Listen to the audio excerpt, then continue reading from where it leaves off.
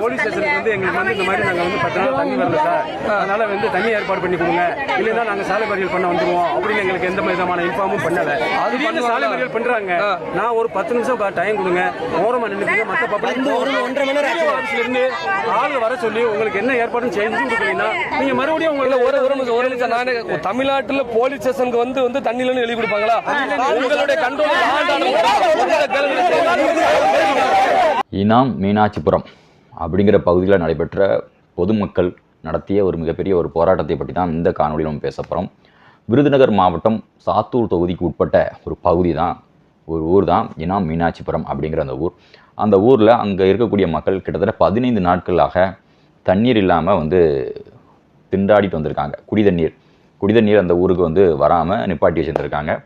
So இதற்காக அந்த மக்கள் பொறுத்து பார்த்த மக்கள், சரி இன்னைக்கு வரும் தண்ணி, நாளைக்கு வரும், இன்னைக்கு வரும் அப்படின்னு சொல்லி காத்திருந்த மக்கள் ஒரு மிகப்பெரிய போராட்டத்தை 16ஆம் தேதி வியாழக்கிழமை காலையில் துவங்கியிருக்கார்கள். இந்த போராட்டத்தை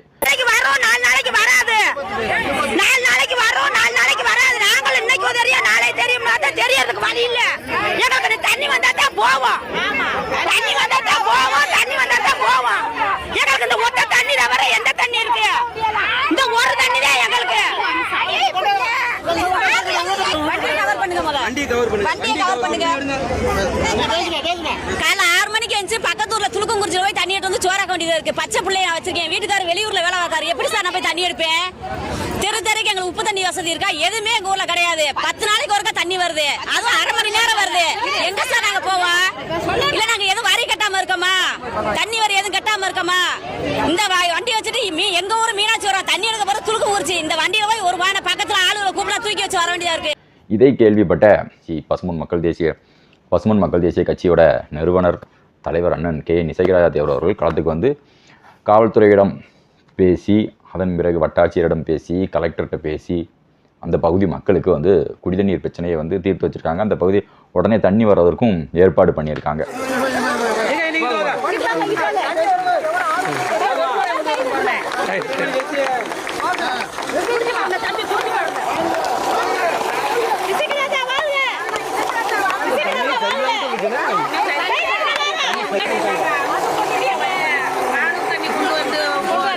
தாமரத்தன் தண்ணி கொண்டு வருமா? நீங்க வெயிட் பண்ணுங்க.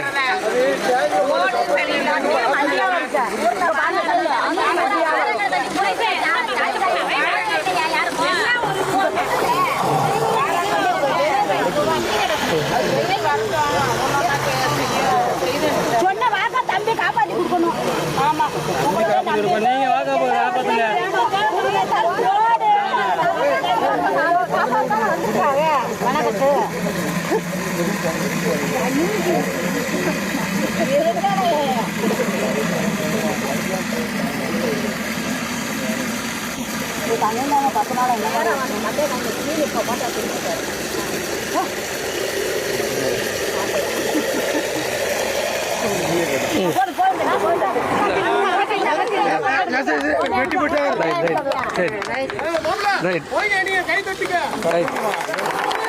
ஒற்றுமை இருங்க.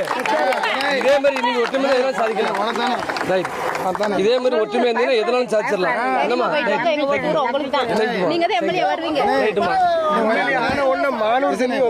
கேட்டு வரணும் அவசியம் இல்லை.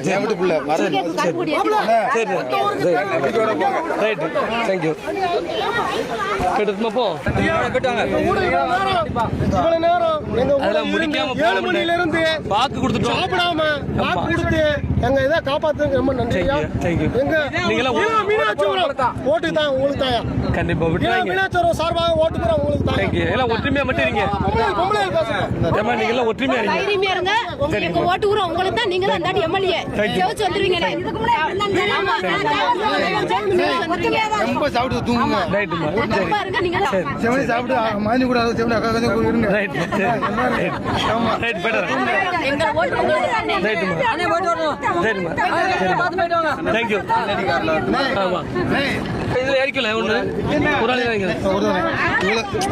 இவ்வளவு நன்றி கொடுத்ததுக்கு காத்ததுக்கு நன்றி தீவிரமா இருக்கு. ஸோ இது ரொம்ப முக்கியமான விஷயம். ஏன் அப்படி சொல்றேன் அப்படின்னா, எந்த அரசியல் கட்சி தலைவர்களும் இது போன்ற ஒரு போராட்டத்தில் வந்து மக்களோட போராட்டத்தில் கலந்துக்கிட மாட்டாங்க.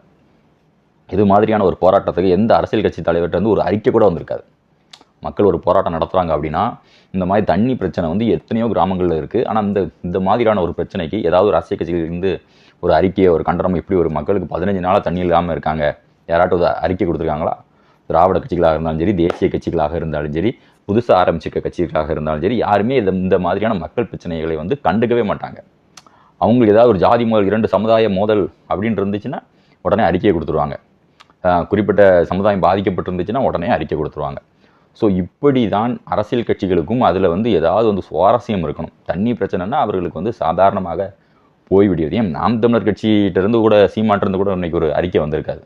இன்றைக்கி இந்த பிரச்சனை வந்து கிட்டத்தட்ட மீடியாக்கள் எல்லாத்துலேயுமே வந்துடுச்சு, எல்லா மீடியாக்களுமே வந்துடுச்சு. இது இன்றைக்கி வந்து கேஸாகவும் ஆகியிருக்கு. ஸோ இப்படிப்பட்ட நிலைமையில் யாருமே அதை வந்து கண்டுக்கிட மாட்டாங்க. ஆனால் இசக்கிராஜா தேவர் அவர்கள் களத்தில் நின்று போராடி இருக்கார். போராடினது இல்லாமல் அந்த காவல்துறையிட்ட அவர் பேசுகிற காணொலியை நீங்கள் பார்த்துருப்பீங்கன்னு நினைக்கிறேன். அதில் எவ்வளோ தெளிவாக பேசுகிறாரு பாருங்கள். இத்தனை நாளாக மக்கள் வந்து தண்ணி இல்லாமல் கஷ்டப்படுறாங்க.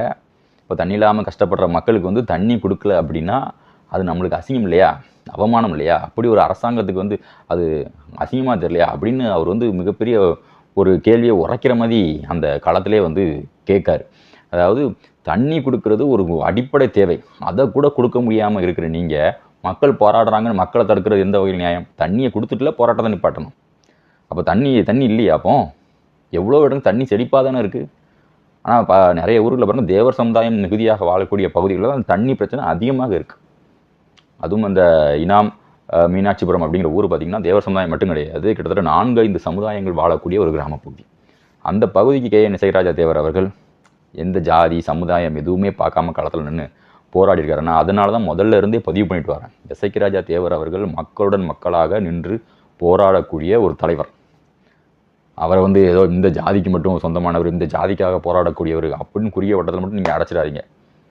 இங்கே எந்த தலைவர்களை நீங்கள் வந்து பெருசாக எடுத்து கொண்டாடினாலும் அந்த தலைவர்களை விட ஒரு படி மேலே இசக்கிராஜா தேவர் அவர்கள் களத்தில் நின்று போராடக்கூடியவர். ஸோ சாத்தூரில் வந்து போராட்டங்களும் அந்த மக்களும் வந்து பாதிப்புகள், அந்த மக்களுக்கு உண்டான பாதிப்புகள், பிரச்சனைகள் அதிகம்.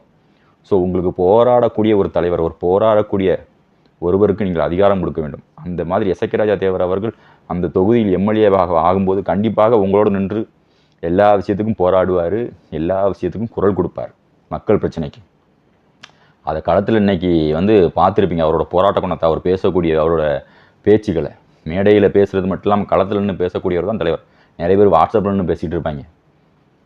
வாட்ஸ்அப்னு நாங்கள் அப்படி பண்ணிடுவோம், இப்படி பண்ணிடுவோம் அப்படின்னு பேசுகிறேன். களத்துலன்னு பேசக்கூடிய ஒரு தலைவர். அப்படிப்பட்ட ஒரு தலைவர் வந்து உங்கள் தொகுதிக்கு வேணும் அப்படின்னு நீங்கள் நினச்சி ஜாதி, மதம், இனம் எதுவுமே பார்க்காம, மொழி எதுவுமே பார்க்காம தொகுதிக்காக, நம் மண்ணுக்காக, மக்களுக்காக போராடக்கூடிய ஒரு தலைவருக்கு சாத்தூர் தொகுதி மக்கள் கண்டிப்பாக தென்னந்தோப்பு சின்னத்தில் வாக்களித்து மிகப்பெரிய வெற்றி பெற செய்யுங்க. இது ஒரு தேர்தல் பிரச்சாரம் மாதிரி நினச்சிக்கிறாங்க. சொல்ல வேண்டிய ஒரு கருத்து. அதாவது எனக்கு தெரிஞ்ச அளவில் இசக்கிராஜா தேவரோட மக்களாக நின்று போராடக்கூடியவர். அப்படிப்பட்ட ஒரு தலைவர் வந்து சாத்தூர் தொகுதிக்கு வந்து தேவை. அந்த பகுதியில் அவ்வளோ போராட்டங்கள் இருக்குது. குடிநீர் இல்லாமல் மக்கள் கஷ்டப்படுறாங்க. அவர் வந்து அங்கே பிரச்சாரம் பண்ணுற அந்த ஒரு வாரத்தில் எல்லா பிரச்சனையும் நடந்துட்டு பாருங்க. குடிநீர் பிரச்சனை, அதுக்கப்புறம் தீ விபத்து, இப்படி தொடர்ந்து அங்கே பகுதியில் வந்து அதாவது பட்டாசு தொழிற்சாலையில் ஏற்பட்ட வெடி விபத்து, இப்படி ஒவ்வொரு பிரச்சனையும் களத்தில் நின்றுருக்காரு பாருங்க. ஸோ வந்து இதை வந்து நீங்கள் கருத்தில் கொண்டிருக்கணும். சொல்லுவாங்களே தான், விட்டுறாதீங்கப்பா, இப்படி ஒரு நல்ல மனுஷனை விட்டுறாதீங்க. பி முனீஸ்வரி 10 நாள் ஆச்சு குடிதண்ணி வந்து, உப்பு தண்ணி வந்து 10 நாள் ஆச்சு, தண்ணி வரல, ஒன்றும் வரல. நாங்களும் அங்கங்கே போய் சொன்னோம், அவங்க கண்டுக்கிடலை. தண்ணி இப்போ ரொம்ப கஷ்டமாக போச்சு. நாங்கள் காலையில் போயிட்டு சாயந்தரம் வந்தால் தான் நிச்சயம் பைராசுக்குள்ளே போயிட்டு. எங்களுக்கு தண்ணி இல்லைன்னா நாங்கள் என்ன செய்ய முடியும்? நாங்களும் எல்லாத்துலேயும் சொல்லி பார்த்தோம், அவங்க கேட்கறதுக்கு வழி கிடையாது. இன்னைக்காவது அந்த முடிவு எடுப்போம். நேற்றும் தண்ணி வரல, சரி நேற்று வரும், நாங்கள் நேற்றும் தண்ணி வரல, சரி அப்படி இன்னைக்காவது ஒரு முடிவு எடுப்போன்ட்டு எடுத்தோம். காலையிலேருந்து 7 மணிலேருந்து எங்களை யார் என்னன்னு கேட்கறதுக்கே வழி இல்லை. இசைராஜா அவர் வந்ததுக்கு அப்புறம் தான் எங்களுக்கு குடி தண்ணி வந்துச்சு. காலையில என்ன பண்ணலாம்? காலையில பஸ் மறியல் பண்ணோம். எல்லாருமே சேர்ந்து சாலை மறியல் பண்ணதுக்காக ரோட்ல போய் உட்காந்துருந்தோம்.